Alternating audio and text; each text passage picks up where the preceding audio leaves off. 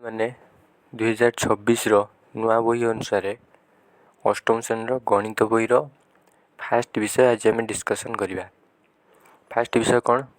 ବର୍ଗ ଓ ଘନ ହେଲା, ସ୍କୋୟାର ଆଣ୍ଡ କ୍ୟୁବ୍। ପ୍ରଥମେ ପିଲାମାନେ ଆମେ ଡିସ୍କସନ୍ କରିବା ବର୍ଗ କ'ଣ, ଘନ କ'ଣ। ବର୍ଗ ତ ତୁମେ ଜାଣିଛ, ଗୋଟେ ନମ୍ବରକୁ 2 ଥର ମଲ୍ଟିପ୍ଲାଏ କଲେ ଯେଉଁଟା ମିଳେ। ଘନ ହେଲା ଗୋଟେ ନମ୍ବରକୁ 3 ଥର ମଲ୍ଟିପ୍ଲାଏ କଲେ ଯେଉଁଟା ମିଳେ। ଆମେ ଦେଖିବା ଆଗକୁ ହେଲା। ଫାର୍ଷ୍ଟ କ'ଣ କରୁଛି ଦେଖ, ଏଇଟା ଗୋଟେ ଷ୍ଟୋରି ତୁମ ପାଇଁ ଦେଇଛି ହେଲା। ଷ୍ଟୋରିଟା ଦେବାର ମିନିଂ, ତାର କ୍ୱେଶ୍ଚନ୍ ଅଛି ଯେ କେଉଁ ଲୋକଟା କେଉଁ ଚାବି ଦ୍ୱାରା ଖୋଲିବ। ମିନ୍ସ ଏଇଟା ଦେଖ, 6ର ଗୁଣନୀୟ କ'ଣ କ'ଣ? 1 2 3 ଆଉ 6। ଯଦି ଗୁଣନୀୟ ସଂଖ୍ୟା ଯୁଗ୍ମ, ତେବେ ଲକରକୁ ଏକ ଯୁଗ୍ମ ସଂଖ୍ୟା ଦ୍ୱାରା ଖୋଲି ହେବ, ନୁହେଁ କି? ତାମାନେ ତା କହିବା ଅର୍ଥ, ଫାର୍ଷ୍ଟ ଗୁଣନୀୟକୁ ଲକ୍ଷ୍ୟ କର। ଏଇଟା ହେଲା ଇମ୍ପୋର୍ଟାଣ୍ଟ ପଏଣ୍ଟଟା। ଗୁଣନୀୟକୁ ଲକ୍ଷ୍ୟ କର। 6ର ଗୁଣନୀୟ କ'ଣ କ'ଣ? 1 2 3 6। ପିଲାମାନେ ଗୁଣନୀୟ କେମିତି ବାହାରେ ଜାଣିଛ ତ? ଏଇଟା ହେଲା 6, 2 ପକେଇଲ, 2 3 6, ନୁହେଁ କି? ତାପରେ 3 କେ 3 ହେଲା।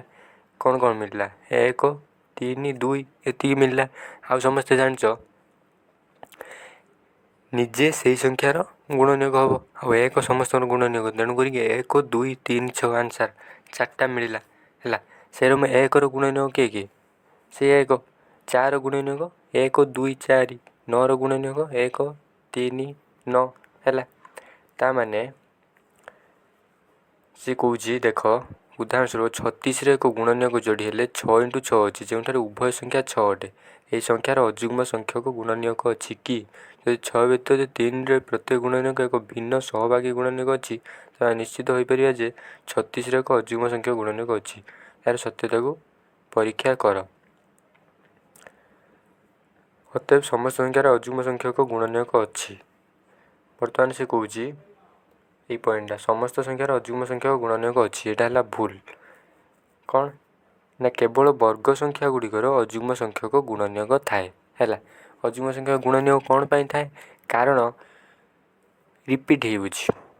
ମନେକର 6 × 6, ଡବଲ୍ 6 ଆସିଛି, କିନ୍ତୁ ଆମେ ଗୋଟେ 6 ନେବା, ତେଣୁ କରିକି ଅଯୁଗ୍ମ ସଂଖ୍ୟକ ଗୁଣନୀୟକ ଥାଏ। ଏଇଟା ମନେ ରଖିବ। ଟ୍ରୁ ଫଲ୍ସ ପଚାରିବ, ବର୍ଗ ସଂଖ୍ୟା ଗୁଡ଼ିକର ଅଯୁଗ୍ମ ସଂଖ୍ୟକ ଗୁଣନୀୟକ ଥାଏ। ଟ୍ରୁ ଅର୍ ଫଲ୍ସ? ଟ୍ରୁ ହେଲା।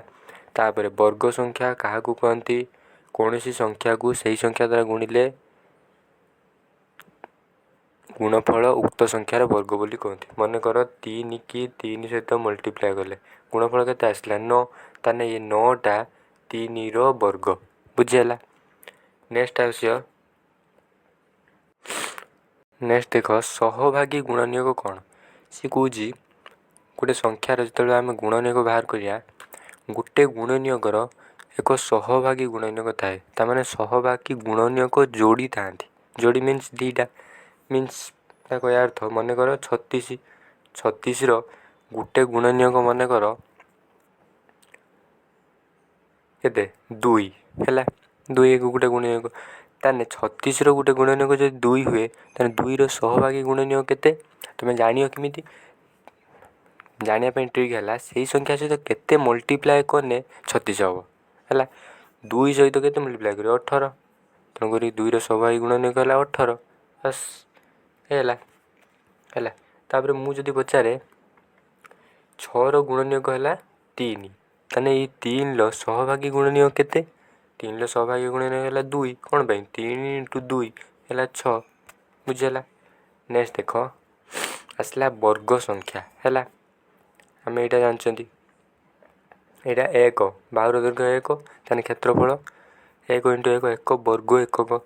ତାମାନେ ଆମେ ତ କ୍ଷେତ୍ରଫଳ ବାହାର କରନ୍ତି ଗୋଟେ ବର୍ଗ କ୍ଷେତ୍ରର, ଗୋଟେ ବାହୁର ଦୈର୍ଘ୍ୟ ଯଦି 1 ହୁଏ, ଇଏ ବି 1, ଇଏ ବି 1, ଇଏ ବି 1, ତାହେଲେ ୟା କ୍ଷେତ୍ରଫଳଟା କେତେ ହେବ?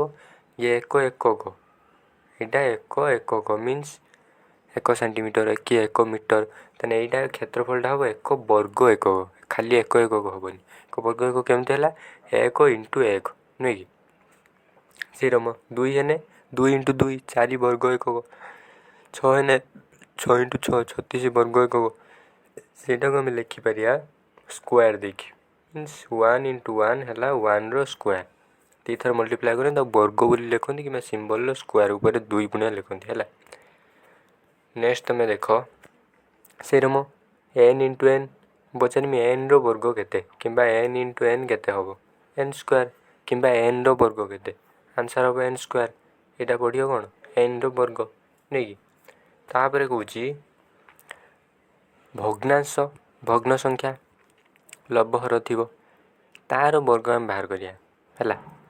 କହୁଛି 3/5 ର ବର୍ଗ ଲିଖିଛି ନା ଏଇଟା 3/5 କେମିତି ବାହାର କରିବ 3/5 ର ବର୍ଗ ମିନ୍ସ ଏକୁ 2 ଥର ମଲ୍ଟିପ୍ଲାଏ କର 3/5 ଇଣ୍ଟୁ 3/5 ଅସୁବିଧା କ'ଣ 3 ଇଣ୍ଟୁ 3 ଲବ ସହିତ ଲବ ମଲ୍ଟିପ୍ଲାଏ ହୁଏ ଜାଣିଛ ହର ସହିତ ହର ମଲ୍ଟିପ୍ଲାଏ ହୁଏ ଏଇଟା ଲବ ଏଇଟା ହର ତାମାନେ 3 ଇଣ୍ଟୁ 3 ହେଲା 9/5 ଇଣ୍ଟୁ 5 ହେଲା 25 ବାସ୍ ସରିଗଲା। ନେକ୍ସଟ ଦେଖ ଦଶମିକର ବର୍ଗ ହେଲା ଏଇଟାକୁ ତୁମେ ଆଉ ଗୋଟେ ଉପାୟରେ କରିପାରିବ 3/5ର ବର୍ଗ ତା ମାନେ ଲବର ବର୍ଗ 3ର ବର୍ଗ ବାଇ ହରର ବର୍ଗ 5ର ବର୍ଗ 3ର ବର୍ଗ 9/5ର ବର୍ଗ ହେଲା 25 ହେଲା। ନେକ୍ସଟ ହେଲା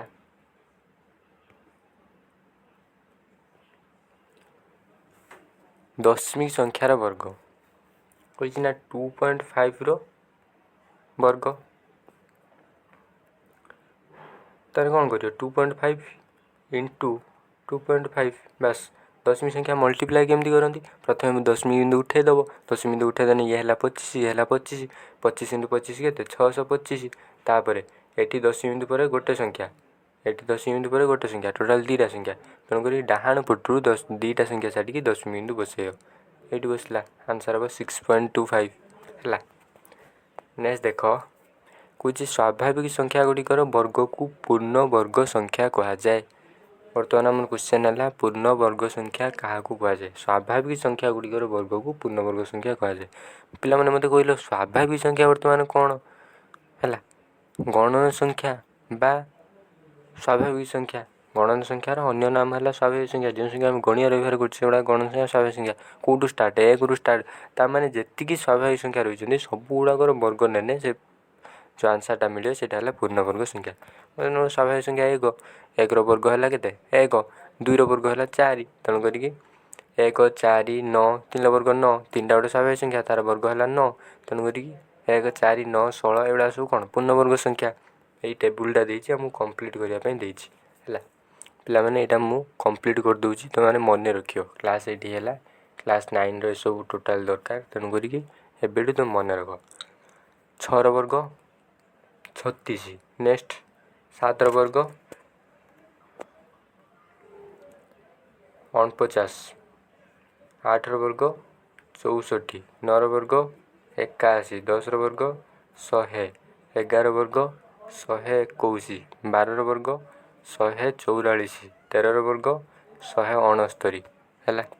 ତାପରେ 14ର ବର୍ଗ 196 15ର ବର୍ଗ 225 16ର ବର୍ଗ 256 17ର ବର୍ଗ 289 18ର ବର୍ଗ 324 19ର ବର୍ଗ 361 20ର ବର୍ଗ 400 ହେଲା। ତାପରେ ଏଇଟା କମ୍ପ୍ଲିଟ୍ କରିବା ପାଇଁ ଦେଇଛି 30% 21ର ବର୍ଗ 441 22ର ବର୍ଗ 484 23ର ବର୍ଗ 529 24ର ବର୍ଗ 576 25ର ବର୍ଗ 625 26ର ବର୍ଗ 676 27ର ବର୍ଗ 729 28ର ବର୍ଗ 784 29ର ବର୍ଗ 841 30ର ବର୍ଗ ହେଲା 900। ପିଲାମାନେ 20ରୁ 30 ଭିତରେ ଗୋଟେ ସିରିଏଲର କ୍ରମ ଅଛି ଦେଖ 20 ପାଖରୁ ଯେମିତି ଇନକ୍ରିଜ୍ ହେଇକି ଆସିଛି 441 84 29 76 ପୁଣି 25 ପାଖରୁ 26 ପାଖରୁ ଯେତେବେଳେ ହେଉଛି ସେଇ କ୍ରମର ସେ ଡିକ୍ରିଜ୍ ହେଇକି ଯାଉଛି ଦେଖୁନ 24 576 ଥିଲା 26ର କେତେ 676 23 529 27 529 22 484 28 484 ଦେଖୁଛ ନା ଇଏ 676 ପାଖରୁ ଇଏ ଯେଉଁ ହେଇଛି ଏଇ କ୍ରମଟା ପୁଣି ଉଲ୍ଟି ଆସୁଛି ଏଠି ହେଲା। नेक्स्ट आमर कौन आसुची पिलामाने आज एति थाऊ स्क्वायर नंबर जहाँ भी पढ़ेली मन रखी आसो प्लस 30 पर्यंत स्क्वायर ताको मन रखिथो। नेक्स्ट क्लास में डिस्कसन करवा जहाँ भी रहा जे पूर्णवर्ग संख्या केमिति जानिबा केमिति नंबर रो यूनिट डिजिट कि एक घर को देखिए जापर तापर अजुग्म संख्या गुणन कि जुग्म संख्या गुणन से सब डिस्कसन करा। वीडियो भल लगी लाइक शेयर सब्सक्राइब निहाती करदेव सब्सक्राइब निहाती करदेव जहाँद्वारा जहाँ भी क्लास करी सर्वप्रथमे तुम पाखे पहुँच किसी डाउट कमेंट सेक्शन निहाती मते जनइब। धन्यवाद रही।